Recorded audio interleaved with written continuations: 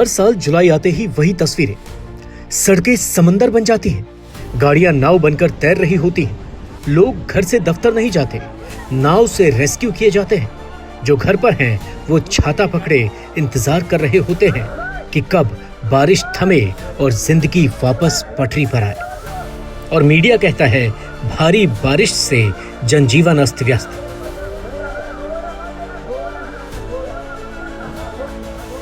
सवाल यह है कि अगर हर साल जनजीवन अस्त व्यस्त हो रहा है तो फिर ये जन प्रशासन क्या कर रहा है?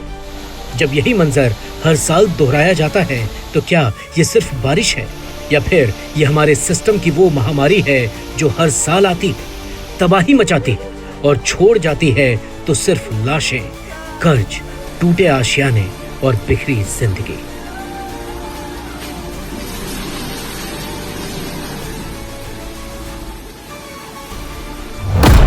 सरकार के खुद के आंकड़े कहते हैं कि सिर्फ बाढ़ से भारत में हर साल औसतन 1600 से 1800 लोग मरते हैं।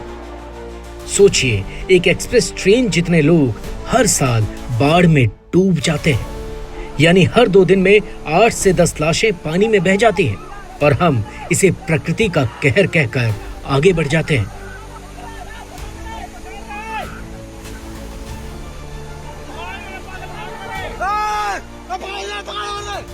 – 2013 की उत्तराखंड त्रासदी याद है ना? सरकारी गिनती में 6000 से ज्यादा लोग मारे गए। सच्चाई इससे भी भयानक थी।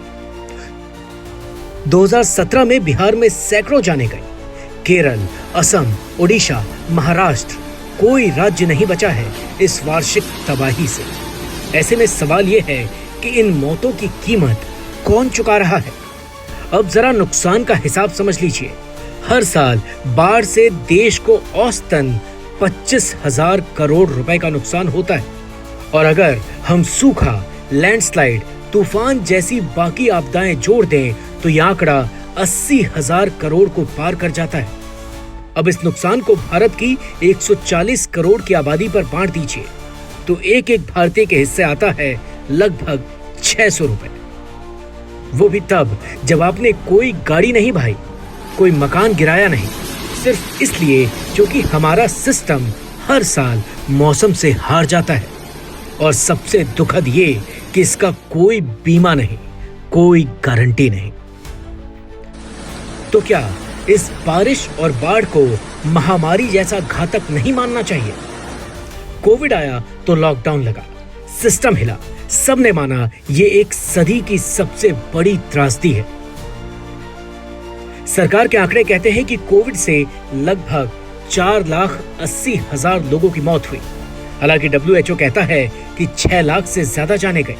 लेकिन अब जरा हिसाब लगाइए, अगर बाढ़ से हर साल 1600 से ज्यादा लोग मरे तो सिर्फ पिछले 10 साल में बाढ़ ने 17,000 से ज्यादा जिंदगियां निगल ली।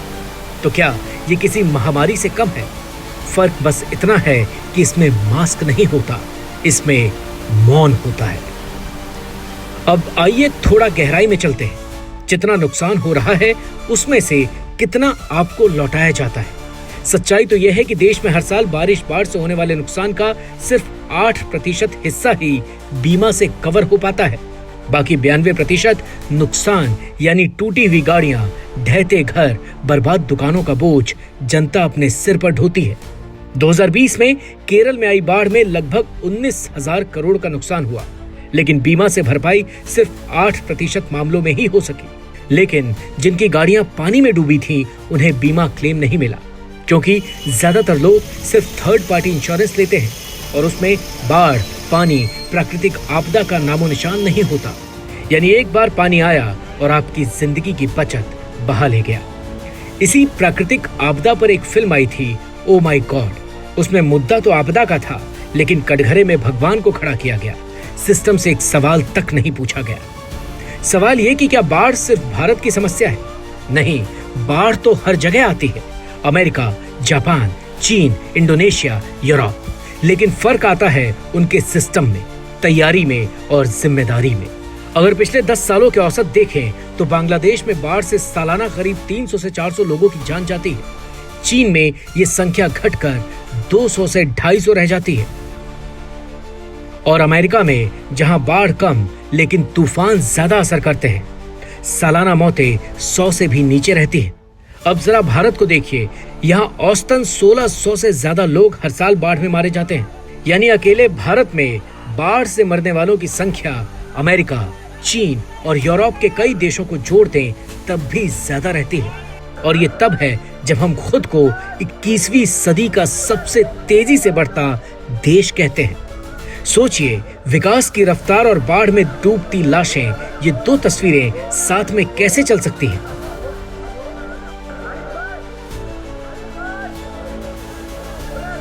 साल 2022 में अमेरिका के फ्लोरिडा में आई हुरिकेन लैन से करीब 150 लोगों की जान चली गई और करीब $113 बिलियन का नुकसान हुआ, यानी लगभग 9 लाख करोड़ रुपए। अमेरिका में नुकसान भारत से कहीं ज्यादा होता है, लेकिन बीमा की पहुंच इतनी मजबूत है कि लोग टूटते नहीं, वापस खड़े हो जाते हैं, वो भी सिस्टम के सहारे। जापान दुनिया का सबसे ज्यादा डिजास्टर प्रोन देश है। भूकंप, तूफान और बाढ़ तीनों वहां आते हैं, लेकिन जापान में नालियां गहरी होती हैं, सड़कों पर पानी जमा नहीं होता। हर शहर के नीचे ऐसा ड्रेनेज नेटवर्क बिछा है जो पूरे शहर का पानी खींच ले।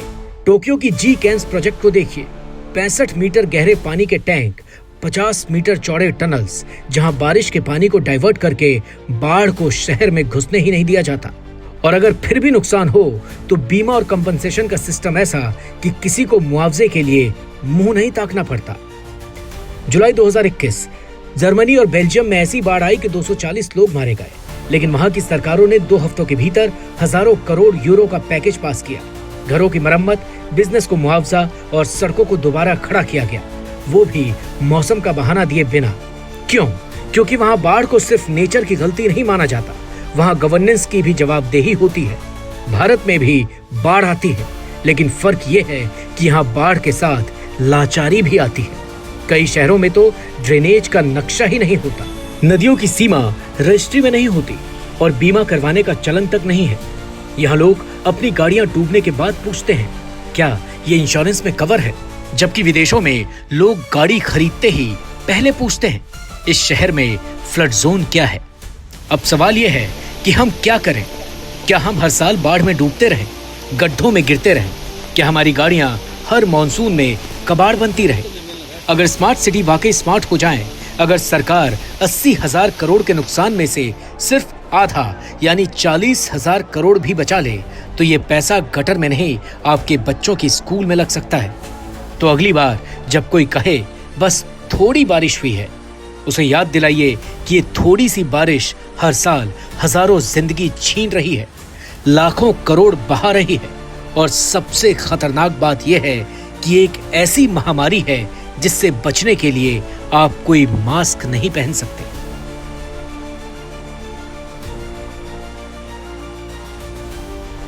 आपको क्या लगता है, एक ही बारिश के बाद बाढ़ से हाहाकार के पीछे वजह क्या है? कमेंट्स में जरूर बताएं। इस वीडियो में दी गई जानकारी से अगर आप सहमत हैं तो वीडियो को लाइक करें, शेयर करें और चैनल को सब्सक्राइब करना बिल्कुल भी मत भूलें।